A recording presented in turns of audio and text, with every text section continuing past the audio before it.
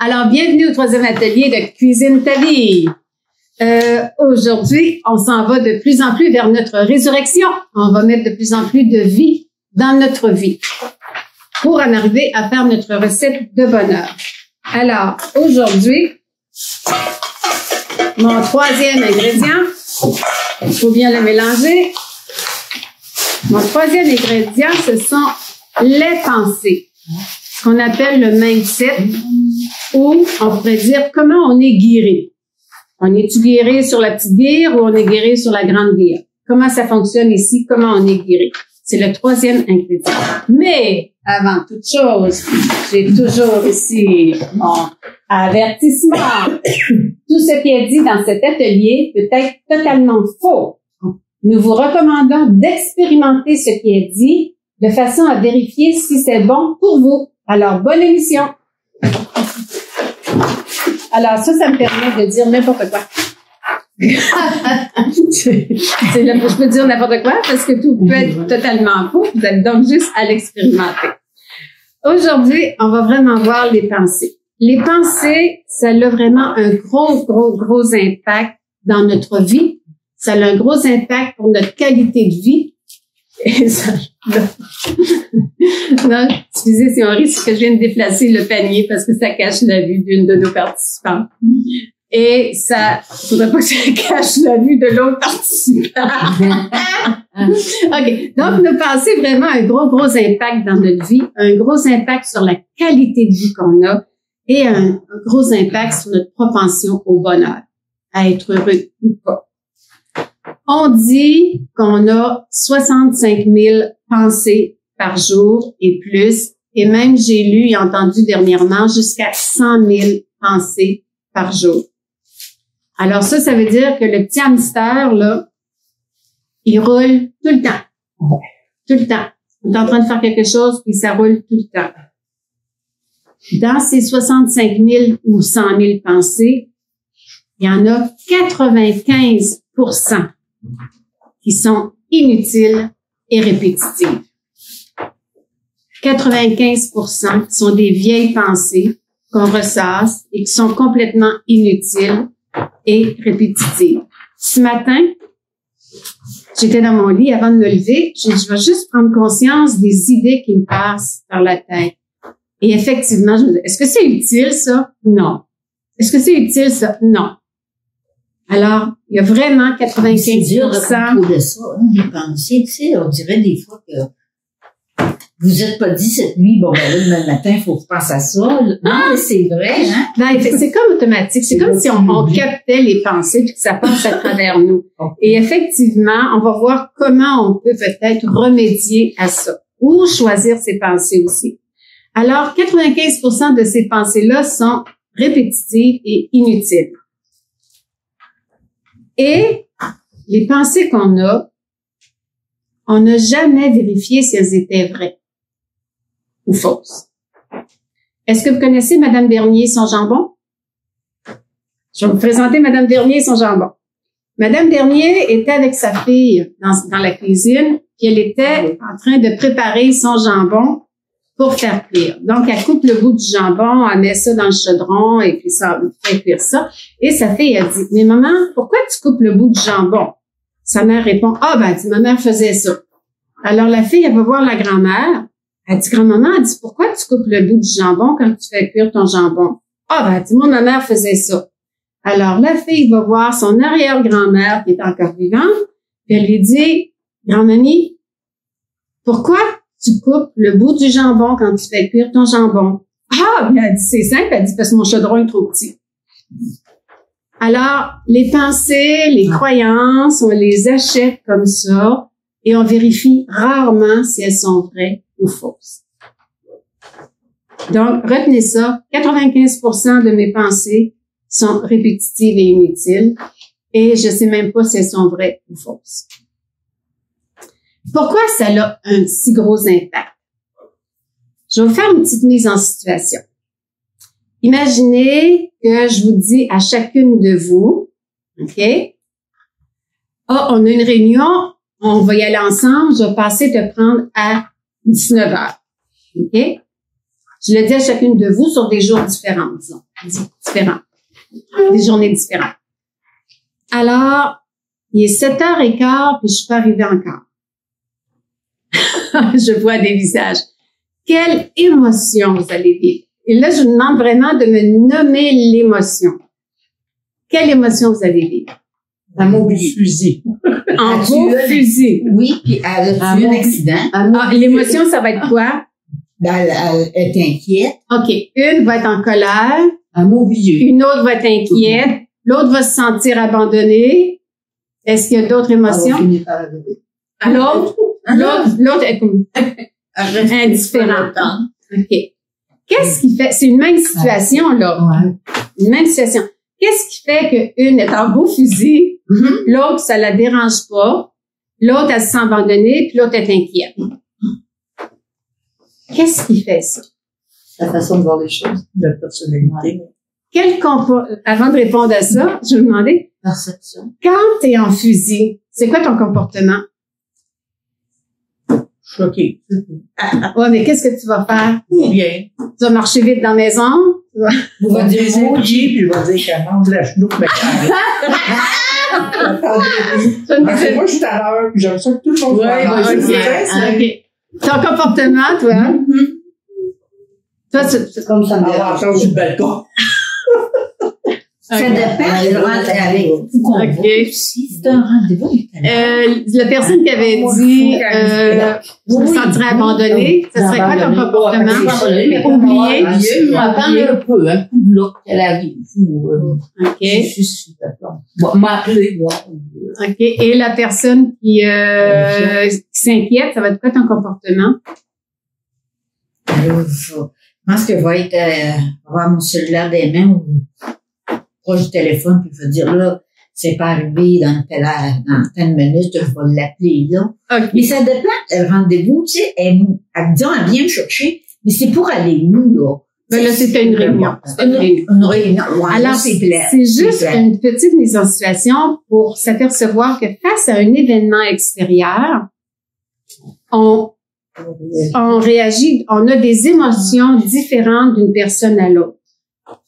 Et ces émotions-là vont nous amener à avoir un comportement.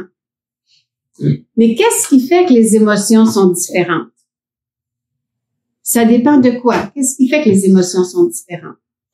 La perception. Ça dépend de ce qu'on se dit dans la tête. Tout à l'heure, j'ai entendu, « Hey, moi, la ponctualité, pour moi, c'est important. » OK? Parce que pour moi, c'est important, parce que l'autre n'est pas ponctuel, ça me fâche. OK? Celle qui est inquiète, qu'est-ce que vous vous dites dans votre tête? Ben, inquiète, puis moi, ça dépend des personnes, mais généralement inquiète ou vous dire, oh, elle est malade. OK. Non, mais Quand j'en ai dans ma famille, je les aime bien, là. Et disons, là, qui dit, tu sais, je passe chez vous dans 15 minutes, ça se peut que ce soit une demi-heure. quand on est inquiète, souvent, si on dit, il est peut-être arrivé un accident, peut-être qu'il y a quelque chose, et puis, etc. C'est ce qu'on se dit dans sa tête.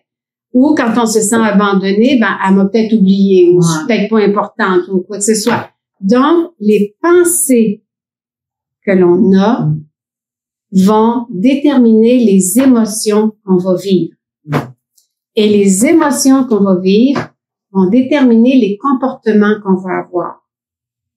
Alors, c'est pour ça que je vous disais que les pensées ont un gros impact dans notre vie. Parce que c'est elles qui font naître les émotions. Et comme c'est toujours les pensées qu'on a ou la perception qu'on a face à un événement extérieur, on ne peut jamais dire « tu me mets en colère, tu me fais fâcher ou tu me fais de la peine ». Non, c'est « j'ai de la peine dans cette situation-là ». C'est pas la faute de l'autre, c'est toujours la façon dont nous, on perçoit les choses. Donc, on est responsable de nos pensées et on est responsable des émotions et du comportement qui s'ensuit aussi. Et quand on dit qu'on a un grand pouvoir sur la vie, on a ce pouvoir-là de transformer des choses à l'intérieur de soi. Ou quand on dit tout changement commence par soi-même, ben souvent ça va commencer par la gestion des pensées. Est-ce que c'est facile de gérer ses pensées? Pantoute.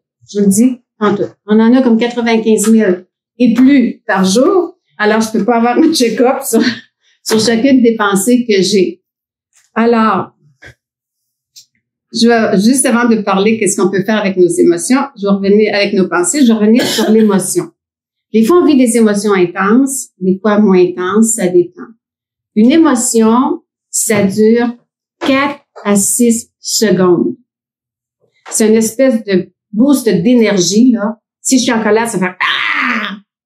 Et si je suis contente, ça fait oh yes! Mais ça dure pas une éternité, à moins que je la nourrisse de mes pensées. Si je nourris mon émotion des pensées, elle peut durer toute une vie. On peut juste faire l'exercice, je pensais à quelqu'un, une situation où ça vous a mis en colère. Okay? Si vous pensez à ça, vous allez ruminer la même chose et vous allez revivre la même émotion. Cette émotion-là qui devait durer 4 à 6 secondes, elle va être encore présente. Donc, à force de penser peut-être plus du tout. Ouais, tout dépendant du langage qu'on a, des pensées qu'on a, effectivement, ça nourrit l'émotion. Il y a un peuple, je sais pas où, ça j'ai vu ça sur Internet, qui est rarement malade. Parce que eux, ils expriment leurs émotions. Quand il y a une émotion, ils vont la danser, ils vont la grimacer, ils vont la hurler, la crier. Ils vont faire sortir cette charge d'énergie-là. Ils vont la vivre, oui, vraiment. Et après, ils vont être capables de discuter calmement avec les gens parce que l'émotion sera plus là. Elle va avoir été évacuée. Donc, c'est vraiment important de prendre conscience de ça, que je peux nourrir et garder une émotion longtemps, ou je peux décider de faire le cri primal dans ma voiture pour l'expulser, pour la faire sortir, pour danser, pour te faire du ménage, n'importe quoi. On a toutes nos façons de faire sortir cette énergie-là qui bouillonne, qui est effectivement l'émotion, qui est une charge d'énergie. On a dit que il y a une situation extérieure qui arrive, quelqu'un a fait quelque chose ou a dit quelque chose. On a une perception, finalement, ce sont des pensées qu'on a face à cette situation-là, qui va créer des émotions, qui va créer un comportement. Un comportement, bien, c'est quoi un comportement? C'est une manière d'être, une façon de se comporter qui est dictée ou influencée par les croyances, les jugements et les pensées. On a tout ce que j'appelle un sac à dos. Le sac à dos, là, c'est l'éducation qu'on a eue, que ce soit l'éducation des parents, l'éducation religieuse, l'éducation culturelle qu'on a, les croyances, les jugements, les principes. On a comme tout ça dans un sac à dos. Puis il y a des fois qu'il arrive un événement, puis ça sort du sac à dos. Donc, on est comme en réaction. On n'est pas en action. On est en action quand on a pris le temps d'évacuer et qu'on a pris le temps de regarder vraiment qu'est-ce que moi je veux dans cette situation-là, qu'est-ce que je peux dire, qu'est-ce que je peux faire. Quand je suis comme sur le bouton, on a pissé sur le bouton, puis ça sort de mon sac à dos, je suis comme en réaction. Et ça, effectivement, nos comportements vont être totalement différents si je suis en action ou si je suis en réaction à quelque chose. Et ça, c'est important de prendre conscience de ça, qu'on a tout un sac à dos. C'est le sac à dos qui réagit. C'est ce qu'il y a dans le sac à dos qui réagit. Donc, quand c'est le sac à dos qui réagit, c'est pas notre moi profond, notre véritable être qu'on est qui va agir. Donc, d'où l'importance d'évacuer l'émotion et de se demander, moi, dans cette situation-là, comment je veux agir. Alors, changer ses pensées, ça va permettre de changer ses comportements aussi. Ça va permettre de vivre d'autres émotions aussi. Il y a des attitudes qui sont physiques aussi. Donc, une attitude physique, c'est une manière de se tenir, une manière de marcher, une posture. Vous savez, quand on regarde quelqu'un marcher la tête raide, la tête haute, et pas bien décidé, on pourrait dire que cette personne-là, elle a l'air déterminée, puis elle sait où est-ce qu'elle va. Si on regarde quelqu'un qui traîne la patte, puis qui marche plus lentement, ben on peut penser que peut-être que cette personne-là a des problèmes et puis elle vit des choses difficiles ou quoi que ce soit. Donc, l'attitude va révéler notre état intérieur. Et notre état intérieur est toujours actionné par nos pensées. Alors, si je vais vous demander, là, évachez-vous comme il faut, là. OK. Ben comme il faut. Puis dites, et dites, moi, je vais réussir dans la vie. Essayez de me dire ça de façon convaincante. Réussir à dormir. Je vais réussir à dormir. OK. Êtes-vous capable de me dire ça? Moi, je vais réussir dans la vie puis d'être convaincant. On évaché. ouais, Quand on est évaché. On me dit qu'on est le même, c'est pas fort, là. C'est encore pas bien, en tout cas. OK. On va se redresser. OK. Bien assis. Le dos bien droit. Puis on va dire la même phrase. On va dire la même phrase. Ça va mieux, me semble, hein? Essayez-le. Moi, je vais réussir dans la vie. La plus sûre, plus insolite. Donc,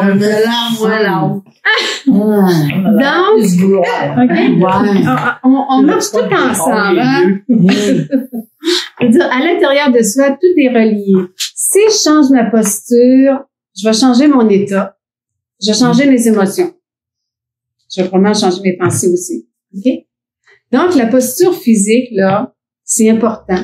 Fait que le matin, quand on se lève, là, levez-vous en chantant, puis de façon déterminée, la journée va pouvoir commencer mieux que « Ah non, il pleut encore aujourd'hui. » OK? Alors, parce que la posture physique a un gros impact. Il y a aussi les attitudes mentales. La posture, c'est l'attitude physique. Il y a aussi les attitudes mentales. Les attitudes mentales, c'est un peu le regard qu'on a sur la vie. Est-ce qu'on est du style verre à moitié plein ou à moitié vide? Est-ce qu'on est du style, quand il arrive quelque chose, de voir plus ça comme un obstacle ou comme un défi? Est-ce qu'on est du style à être plus perdant ou gagnant? Ou encore optimiste ou pessimiste? Ou est-ce qu'on est du style à trouver des solutions aux problèmes ou trouver des problèmes aux solutions proposées? OK?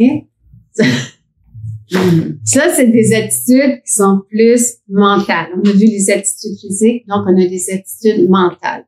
Et ça aussi, ça se change. Mais pour changer ça, il faut en être conscient et il faut vraiment le vouloir. On entend souvent, ben moi, je fais comme ça. J'ai été comme ça toute ma vie. Okay? C'est une excuse. On avait vu dans un autre atelier une petite carte qui disait, quand je veux faire quelque chose, je me trouve des raisons. Quand je veux pas, des excuses. Et c'est bon sur tout ça. Ouais. OK. Tranche de vie. Ah, il faut que je mette les mitaines. Ah, c'est pas les mêmes mitaines. C'est d'autres mitaines. Anne avait oublié d'apporter les mitaines. Puis moi, j'aime ça quand ça fait... Quand ça brûle. Non, j'aime ça avec mes grosses mitaines. Ça fait comme plus sérieux, je sais pas. Tranche de vie. Je devais avoir 8-9 ans. J'avais une tante Marcel, qui venait chez nous. Puis on avait un grand corridor quand on rentrait chez nous. Ma tante, elle venait au moins une fois par semaine. Elle venait s'asseoir avec maman, avec ma mère, et puis ma mère faisait du reprisage. Et ma tante Marcel, elle cousait des gants de coton. Elle arrivait avec les deux faces plates, là, des gants de coton, là. Puis elle cousait ça tout le tour, tout en jasant avec ma mère. Et une fois, ma tante, elle rentre dans le grand passage, et moi, je suis comme à l'autre bout du passage, puis je dis, ma tante, comment ça va? Elle me dit, ma fille, ça va comme c'est le nez. Mais moi, dans ma tête de 8-9 ans, là, ça voulait dire, dans la vie, on peut mener ça comme on veut. C'est-à-dire que je pouvais choisir la façon dont j'allais agir quand il arrivait des choses. Ça m'a suivi toute la vie, ça a été déterminant, cette parole-là de ma tante, dire, ça va comme c'est mené. Et donc, c'est une attitude mentale que j'ai adoptée très jeune. Et ça, c'est ma tante. Merci, ma tante, qui me l'a fait découvrir. On disait tout à l'heure qu'on a 95 000, non, c'est pas vrai, 65 000. Enfin, il y en a qui écoutent bien. 95. Non, 65 000 de pensées plus, mais 95% sont inutiles ou répétitives. Et on s'est jamais demandé si elles étaient vraies ou fausses. Vous savez, on peut croire des choses qui sont complètement fausses. Ils ont longtemps cru que la Terre était plate. OK? On peut croire des choses qui s'avèrent vraies aussi. Ce qui est important à retenir, c'est que ce soit vrai ou que ce soit faux, le cerveau ou l'inconscient, il fait pas de différence. Lui, il agit. Il est fait comme il est mindé comme pour trouver des solutions, le cerveau, donc il agit. Que ce soit vrai ou que ce soit faux. Donc, si je pense que je suis capable, il va m'envoyer dans cette direction et il va faire en sorte que je sois capable. Si je pense que je suis pas capable, ben, il va faire la même chose. Il va m'envoyer dans cette direction, il va me montrer des événements, finalement, où je me sentirai pas capable. Je vais vous faire part. C'est la même chose aussi. Si je pense qu'une chose est grave, dans ma tête, elle va devenir grave, puis elle va être grave. Si je pense qu'elle est pas grave, ça va se gérer autrement. Il y avait, et ça, c'est une histoire vraie, un homme qu'on a rentré à l'hôpital parce qu'il avait des problèmes de cœur. Alors, le monsieur était alité sur son lit et sa femme était dans le passage avec le médecin. Et le médecin, ce que l'homme a entendu, c'est que le médecin a dit à sa conjointe, « Votre mari, il a un cœur de cheval. » Dans la tête du monsieur, un cœur de cheval, c'était un cœur qui était fort, solide et bon. Le monsieur a remonté la côte et a guéri. Quand il est retourné passer un examen, en tout cas, il est retourné à l'hôpital, il a entendu le médecin dire à sa conjointe que le cœur de cheval, c'était une maladie grave et que c'était difficile à guérir, etc., etc. Le monsieur a entendu ça et il est mort pas longtemps après. Parce que son cerveau avait cru d'un côté que c'était, dans sa tête à lui, un cœur de cheval, c'était fort, et là, il a cru que finalement, ce que le médecin disait, que c'était une maladie grave. Donc, tout dépendant des croyances qu'on a, on va s'aligner d'un bord ou on va s'aligner d'un autre. Le cerveau, lui, il vous dira pas que c'est vrai ou c'est pas vrai. Le cerveau, il va faire en sorte de vous démontrer que ce que vous croyez est vrai. Que ce soit vrai ou que ce soit faux. C'est tout un outil, ce cerveau-là. Okay. Alors, là, on est rendu à changer ses pensées. C'est pas facile. C'est vraiment pas facile. Une pensée, c'est comme n'importe quoi. Ça naît, ça vit et ça meurt. Si j'étais capable, ou si je prenais le temps d'observer mes pensées. Quand j'observe les pensées, imaginez-vous, vous êtes sur le dessus d'une montagne et vous voyez la pensée défiler. Ben, elle vivrait quelques instants, et après elle partirait, et elle mourrait. Mais à moins qu'on la nourrisse aussi.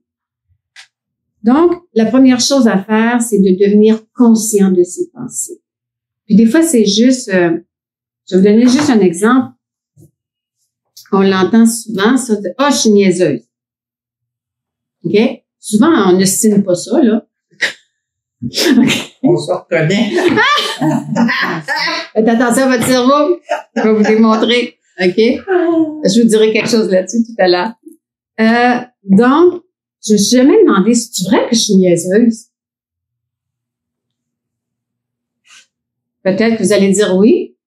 Mais là, demandez-vous la question, est-ce que je suis sûre à 100% que je suis niaiseuse? Ça dépend des situations. Des fois, on dit, ben là, pour rire. Je suis tombée niaiseuse de ne pas avoir pensé que c'était évident, mais ça me là. Effectivement, ça dépend des situations. Mais justement, si je me pose la question, est-ce que c'est vrai que je suis niaiseuse? Ben non. Regarde, cette fois-là, j'ai bien fait ça. L'autre fois, ça, j'ai pris l'initiative, etc., etc. Mais finalement, on n'est pas niaiseux. On a peut-être fait quelque chose qu'on ne referait plus, disons. OK? Mais on n'est pas niaiseux. Il y a Paulo Coelho, le connaissez-vous? C'est lui qui a écrit L'Alchimiste et plusieurs livres là-dessus. Dans le livre, il y a un livre qui s'appelle Le chemin du pèlerin, quelque chose comme ça, là. Il donne un exercice. Je vais vous le faire faire. OK? Prenez votre pouce de la main gauche, si vous êtes droitière ou l'inverse, si vous êtes gaucher. Prenez votre ongle de l'index de la main opposée et pesez le plus fort que vous pouvez à la racine de l'ongle. Pesez fort, fort, le plus fort. Ça fait quoi? Ça fait mal. Ça fait mal. Alors, à chaque fois que je dis je suis niaiseuse, je suis pas bonne, je suis non imbécile, ben, c'est cette douleur-là qu'on inflige à notre être. Alors, au lieu de dire, je dis souvent alors, donc, par conséquent, au lieu de dire je suis donc niaiseuse, on peut dire mais je suis donc humaine. Je suis donc quoi? Humaine. OK. Je suis donc humaine. On est tous humains. On en fait tous des gaffes. On fait tous des erreurs. On fait tous des choses qu'on regarde et dit, mon Dieu, comment ça, j'ai fait ça? Parce qu'on est humain. Pas parce qu'on est niaiseux, imbécile ou tout ce vocabulaire-là. C'est juste parce qu'on est humain. Ça fait partie de la nature humaine. Alors, je vais vous dire, c'est beau d'être humain, mais humain. Okay? Mais ça l'empêche. Ça fait drôle, hein, ça l'empêche de se taper sur la tête. C'est plus être bienveillant avec ça. Tu dis, écoute, je suis humaine, après tout. Alors, quand vous entendrez quelqu'un dire, je suis niaiseuse, vous pouvez leur faire l'exercice jusqu'à ce qu'ils se fassent assez mal, qu'ils comprennent qu'il y a la beauté d'être humain. Alors, on disait, quand on est conscient d'une pensée, on peut se demander, est-ce qu'elle est vraie? Est-ce que je suis certaine à 100% qu'elle est vraie? Et est-ce que cette pensée-là me fait du bien? Quand je pense que je suis niaiseuse, disons, ou quand je pense que je serais pas capable de faire ce qu'on m'a demandé ou d'acquérir une nouvelle compétence, est-ce que cette pensée-là me fait du bien? Ou si l'inverse, je me dis, hey, je pense que je suis capable, je vais essayer, puis je vais y arriver. Est-ce que cette pensée-là va me faire du bien? Donc, je suis capable de dire, est-ce que cette pensée-là me fait du bien ou pas? Si elle me fait pas de bien, là, dites-moi donc pourquoi on la garderait. Pourquoi garder quelque chose qui nous fait pas de bien? Excusez. Voyons. C'est niaiseux, rien. C'est niaiseux.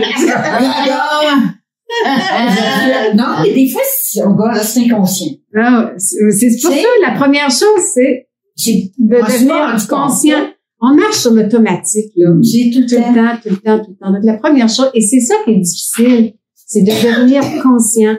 Mais ça, c'est une fois, tiens, je viens de le dire, OK. À un moment donné, on se rend compte qu'on l'a encore dit, on devient de plus en plus conscient, puis à un moment donné, on dit, ben, écoute, là, c'est le temps que je la change. Là, j'en suis consciente, c'est le temps que je la change. C'est toujours la première étape. Donc, essayez, quand on a une pensée, se demander, bon, est-ce qu'elle est vraie? Est-ce que je suis certaine à 100% que c'est vrai? Et ça, on n'est jamais certaine à 100%. C'est ça qui est fameux. On n'est jamais certain. Et se demander, est-ce que c'est bon pour moi? Est-ce que ça me fait vivre du bien-être? Ou est-ce que c'est mauvais pour moi que ça me fait vivre du mal-être, je dirais? Parce que, vous savez, on a dit que les pensées vont faire naître les émotions. Les émotions ne sont pas toutes mauvaises. Hein. Il y a des émotions qui sont fun à vivre. L'enthousiasme, la fierté, c'est fun de vivre ça. Donc, plus les émotions sont dans le domaine de l'enthousiasme, de la confiance, de la fierté, plus on est aligné avec notre être. Plus les émotions qu'on vit sont sur la colère, la frustration, la dépression, le désespoir, moins on est connecté à notre être intérieur. Donc, c'est pour ça que je vous dis, quand on vit une émotion, si je veux dire, hey, on part en voyage, OK? Ça peut faire wow! C'est une émotion qui est bonne, dans laquelle je me sens, j'ai un bien-être. Alors, vérifiez toujours, est-ce que cette émotion-là ou cette pensée-là m'apporte du bien-être ou du mal-être. Alors, change. Et souvent, quand on dit changer les émotions ou changer les pensées, ou changer les comportements, c'est d'adopter le contraire. Exemple, je dis toujours oui. Le contraire, je vais commencer à dire non. OK? Exemple, je suis pas capable. Le contraire, je suis capable, je vais y arriver. OK? Donc, c'est souvent le contraire quand on veut changer quelque chose. Je vous disais que les pensées naissent, vivent et meurent, à moins de les nourrir bien longtemps. Ils peuvent vivre bien longtemps à ce moment-là. Et je vais vous présenter mon ami Einstein. Einstein, qui était un physicien, a dit, la folie de l'humain, c'est de faire les mêmes choses, d'avoir les mêmes comportements et d'espérer un résultat différent. OK? Je vais vous donner juste un exemple. Est-ce que ça vous est déjà arrivé d'essayer de dévisser une vis, vous n'étiez pas capable, de faire quelque chose que on essaye, mais on essaye toujours de la même façon. Avec le même outil, de la même façon, fait que ça donne les mêmes résultats. Si on veut un résultat différent, il faut vraiment soit changer d'outil ou changer de façon. Donc, la folie de l'humain, c'est de faire les mêmes choses, les mêmes comportements ou d'avoir les mêmes pensées, qu'on pourrait dire, et espérer des résultats différents. Je voudrais que ça aille mieux dans ma vie, mais je garde les mêmes pensées qui me font croire que ça va pas bien dans ma vie. Donc, il faut vraiment changer quelque chose. Il y a un grand maître qui a dit, j'ai 2 nouvelles pour vous. Une bonne, une mauvaise. Laquelle vous voulez en premier? La mauvaise. La mauvaise?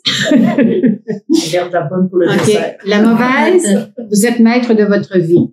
La bonne, vous êtes maître de votre vie. OK?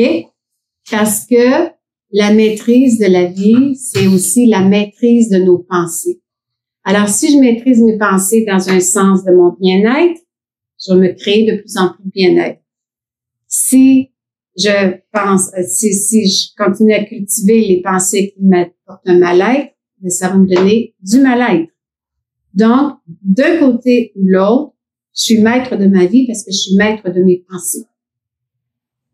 Alors, si je veux changer quelque chose dans ma vie, il faut que je change quelque chose à l'intérieur de moi qui commence par les pensées, qui va suivre les émotions et les comportements. En plus d'avoir la responsabilité de nos besoins qu'on a vus à la première émission, on a aussi la responsabilité de prendre soin de notre santé, qui était dans la deuxième émission. Et là, on a la responsabilité de nos pensées. Je vais vous faire un petit exercice. Pouvez-vous me dire comment se sent votre gros orteil du pied gauche? Très bien. Non, pas trop. Il n'y a pas de trop. Enlève dans sa bottine, non? Comment vous avez fait pour savoir ça? Pas le fouiller, parce qu'on a pas mal. On l'a quoi? On l'a bougé. Tu l'as bougé? Non, Parce que- on n'est pas bouvé. Oui, j'ai pas dit. Pas mal à la grosse orteil. Tu sais, il n'est pas même pas bouvé. Ouais, mais comment t'as fait pour savoir que t'avais pas mal à tes gros orteils? Ah, mais je me À ton la gros selle, là, orteil. c'est une sorte de choses. On sent. Elle est comme elle On est sent. dans le corps. C'est notre corps. Ben, j'y ai pensé. C'est parce qu'on est capable d'aller porter notre conscience dans le gros orteil.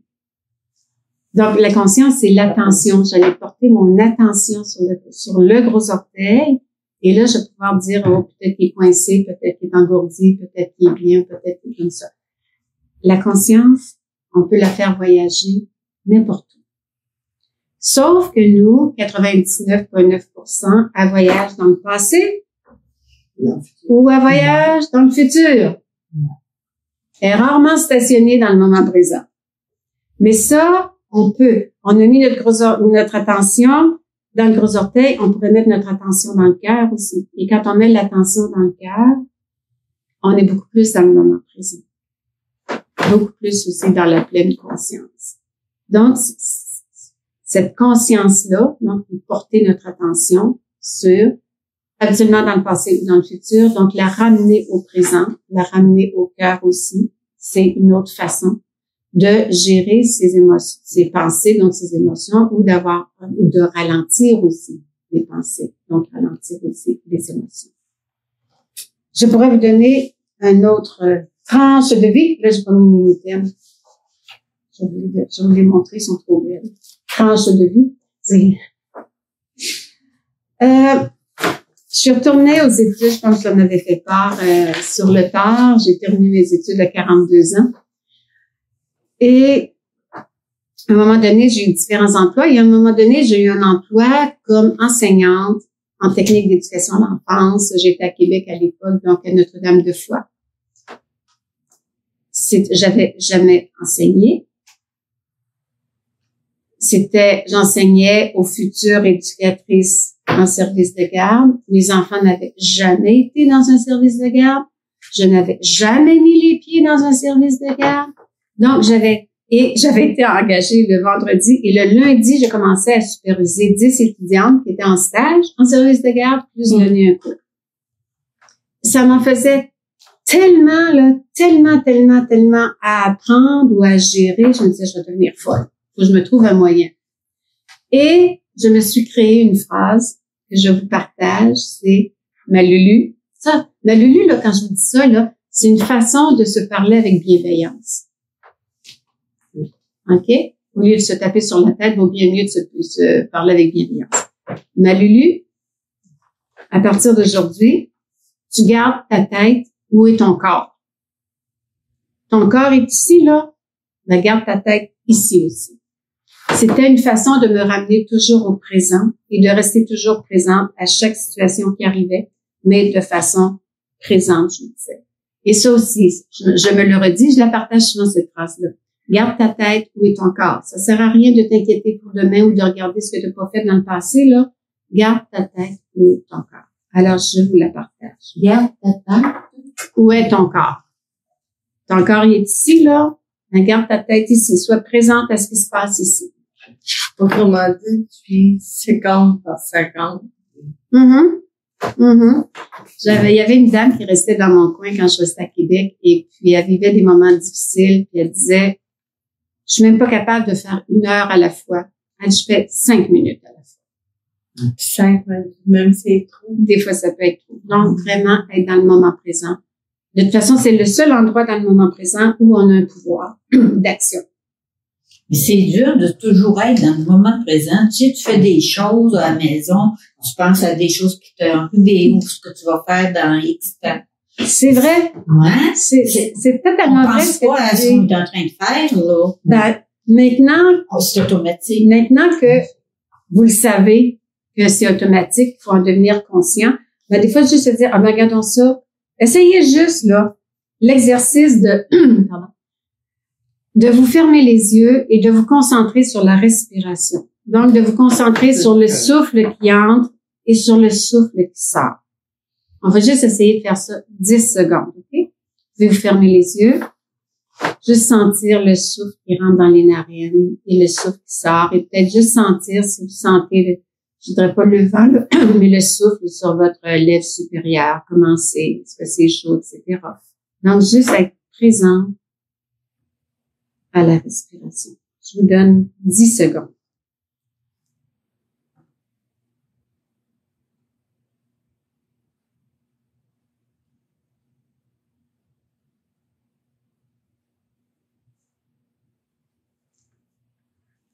Les 10 secondes sont passées. Quelles ont été les pensées que vous avez qui ont traversé votre tête? Il y a rien. Laissez Un peu sur le jour. Ouais. Moi, je peux quand même t'arrêter de penser. Non, ça marche pas. Avec moi, Pensez à sa Faut pas respiration. penser. non, Il s'agit de se dire, faut pas penser qu'on pense, hein. Ben, non, c'est pas qu'il faut pas penser. Non, mais Il faut être observatrice de ses pensées. oui. Ah, là, je suis en train d'observer que je pense à quelque chose qui est arrivé il y a 5 ans, puis je suis en train de faire mon lavage. Disons. Peux-tu me ramener au moment présent? On peut pas arrêter de penser, là. Non. C'est comme, les pensées, c'est comme un courant. Vous savez, l'électricité, il y en a partout, hein. Alors, c'est comme dire, il n'y a plus d'électricité. Non. Mais les pensées sont là, puis ils naissent, ils vivent, puis ils meurent, à moins que je les entretienne. Mais je regarde parce que moi, mon chum, il fait ce soir, il se couche, mais il s'appelle pas. Rien fait le vide. Je regarde ça, moi. Je suis pas capable. C'est une dire, je vais être couchée, là. Et je me dis, va se faire le vide. Mais là, arrête de pas. là, on dirait qu'on parle à la machine. Ouais, la machine part. Demandez-lui comment tu fais ça, le vide. C'est quoi? Peut-être qu'il fait juste, Il m'a dit qu'il fait sa respiration. il se concentre sur sa respiration au lieu d'être dans sa tête. Au lieu d'être dans sa tête. Ben, ça commence par, je suis capable 2 secondes. Après, je suis capable 3 secondes. Les plus petits pas possibles. Ben, attends, Ils sont là aussi. aussi. Donnez-vous des petits objectifs. Donnez-vous des petits objectifs. Et il y a un autre truc. Et ça, je l'ai pensé ce matin. Je peux pas dire que je l'ai expérimenté, mais je suis sûre que ça change le monde et que ça change sa vie. Comme j'ai au moins 65 000 pensées par jour, à chaque fois que je suis consciente d'une pensée qui est inutile et répétitive, si je la transformais en pensée de gratitude. Merci d'avoir un cerveau. Merci de pouvoir me lever. Merci pour faire ci. Supposons, imaginez-vous là que 60 000 fois par jour, on dit merci. Là. Ça va changer la vie. On va être rempli de gratitude. Ça va être la plus belle émotion qu'on peut pas vivre. Alors, c'est sûr que c'est un travail. Et c'est un travail, je dirais, qui demande énormément de vigilance, énormément d'attention, énormément aussi de désir de le faire aussi. Et de devenir consciente de ses pensées, de devenir consciente des émotions que j'ai, des comportements que j'ai à cause des pensées, de me demander si ces pensées-là sont vraies, si elles m'apportent du bien-être ou du mal-être, de les changer en pensées de gratitude, tout simplement. Et le remercier d'être venu parce que maintenant, vous pouvez faire de la gratitude. Et comme n'importe quoi, ça commence toujours par un petit pas, le plus petit pas possible. Mais c'est un beau travail puisqu'on voit que cette partie-là de penser a un gros impact sur notre vie. Donc, si on veut changer quelque chose dans notre vie, changeons nos pensées. Et ici, j'ai une petite carte. Votre corps et votre esprit se nourrissent non seulement de ce que vous mangez, mais aussi de ce que vous pensez. Paraparam, param, papam. C'est ce qui finit l'atelier d'aujourd'hui. Ça, c'est alors. Je vous attends la semaine prochaine pour la 4e émission de Cuisine ta vie.